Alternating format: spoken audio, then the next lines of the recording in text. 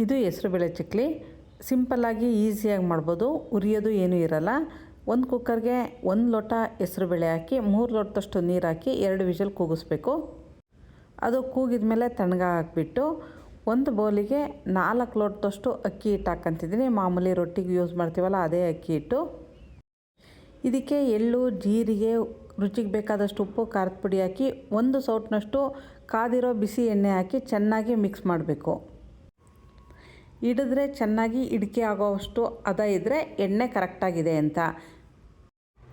ಬೆಂದಿರೋ ಹೆಸರುಬೇಳೆನ mixie ಜಾರ್ಗೆ ಹಾಕಿ 1 round ರುಬ್ಬಿ ಅಕ್ಕಿ ಮಿಶ್ರಣಕ್ಕೆ ಹಾಕಿ ಚೆನ್ನಾಗಿ ನಾದಿ ಕಲಿಸ್ಬೇಕು. ಕೈನ ಸ್ವಲ್ಪ ಒದ್ದೆ ಮಾಡ್ಕೊಂಡ್ರೆ ಸಾಕು, ನೀರು ಹಾಕೋಣದು ಬೇಡ.